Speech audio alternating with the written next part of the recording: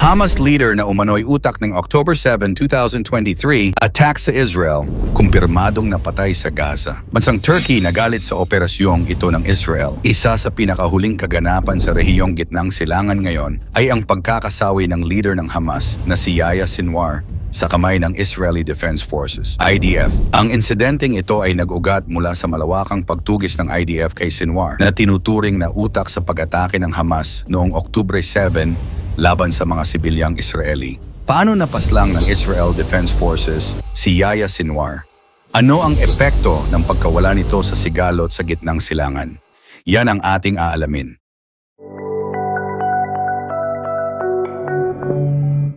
Matapos ang isang taong masinsinang operasyon ng Israeli Defense Forces, IDF, tuluyang napatay si Yahya Sinwar noong October 16. Ang leader na ito ng Hamas ay matagal nang nagtatago sa mga tunnel ng Gaza na ginagamit bilang mga taguan ng kanilang mga opisyal. Ayon sa ulat ng IDF, isinagawa nila ang operasyon sa tulong ng kanilang mga intelligence unit at mga surveillance drone na siyang tumulong sa pagtukoy sa kinaroroonan ni Sinwar. Ang pakikipagbakbakan ng IDF sa lugar ay nagresulta sa pagkakamatay ng 3 mataas na opisyal ng Hamas, kabilang na si Sinwar. Ayon sa pahayag ng IDF, sa gitna ng bakbakan, lalong naging mahigpit ang mga kilos ng Hamas na nagpalala sa sagupaan sa lugar. Sa kabila ng matinding pag-atake, tuluyang naubos ang puwersa ng Hamas sa lugar na nagbigay daan sa IDF upang kontrolin ang sitwasyon. Matapos ang labanan, ginamit ng IDF ang kanilang drone upang suriin ang paligid. Natagpuan nila si Sinwar na tila sugatan at nanghihina.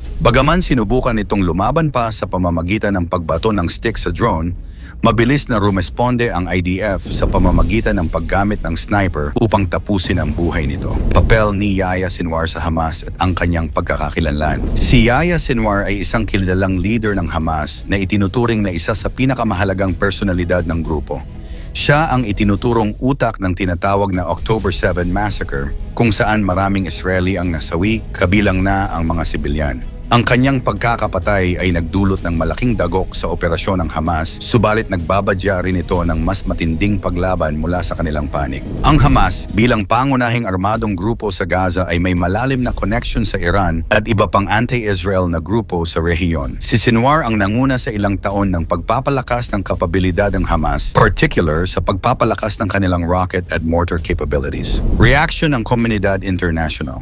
Ang pagkakapatay kay Yahya Sinwar ay nagdulot ng iba't ibang reaksyon mula sa mga bansa sa Gitnang Silangan at sa Komunidad International. Mabilis na naglabas ng pahayag ang Israeli Prime Minister na si Benjamin Netanyahu, kung saan nanawagan siya sa Hamas na palayain ang lahat ng kanilang bihag at sumuko na. The mastermind of this day of sheer evil is no more. Yahya Sinwar is dead. Hamas is holding 101 hostages in Gaza who are citizens of 23 countries, citizens of Israel, but citizens of many other countries. Israel is committed to doing everything in our power to bring all of them home. Ayon kay Netanyahu, handa ang Israel na magpatuloy sa mga operasyon nito laban sa mga teroristang grupo hanggat hindi pa natatapos ang kanilang misyon na protektahan ang mga sibilyang Israeli at ibalik ang mga bihag. Sa kabilang dako, ang pahayag ng Turkey sa pangunguna ng Foreign Minister na si Hakan Fidan ay nagbabala ng posibleng paglala ng hidwaan sa rehiyon. Ayon sa Turkey, hindi nila tinatanggap ang pagkakapatay kay Sinwar bilang katotohanan at kanilang binabalaan ang posibleng pag-usbong ng digmaan sa pagitan ng Israel at Iran. Sinabi rin ni Fidan na dapat maging handa ang Turkey sa posibilidad ng mas malawak na digmaang pangrehiyon, maaring makaapekto sa kapayapaan sa Gitnang Silangan. Suporta ng Houthi at Hezbollah sa Hamas. Bukod sa pahayag ng Turkey, nagpahayag din ng suporta ang mga kaalyadong grupo ng Hamas tulad ng Houthi sa Yemen at ang Hezbollah sa Lebanon. Si Yai Sari, spokesperson ng Houthi, ay nagpahayag na hindi nila iiwan ang Hamas sa gitna ng digmaan at handa silang magpatuloy sa laban kahit paharapin nila ang paggamit ng mas matitinding armas tulad ng nuclear weapons mula sa Israel.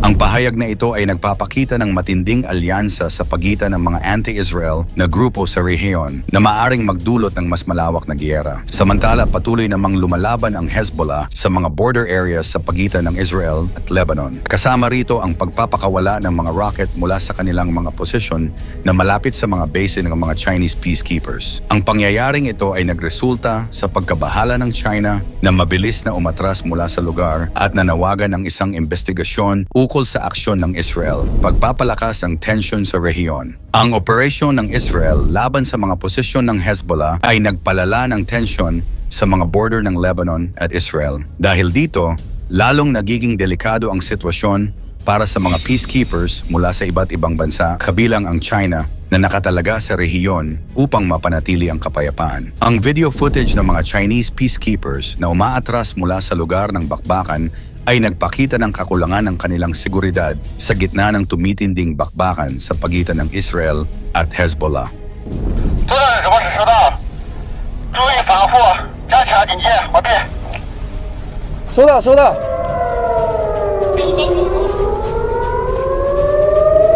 Dagdag pa rito, patuloy ang pag-ulan ng mga rockets mula sa mga posisyon ng Hezbollah patungo sa Israel na nagiging dahilan upang maglunsad ang Israel ng airstrikes laban sa mga rocket sites na ito. Ang sitwasyong ito ay lalong nagpalala ng tensyon sa rehiyon at nagdudulot ng pangamba na maaaring kumalat ang kaguluhan sa mas malawak na sakop ng Gitnang Silangan.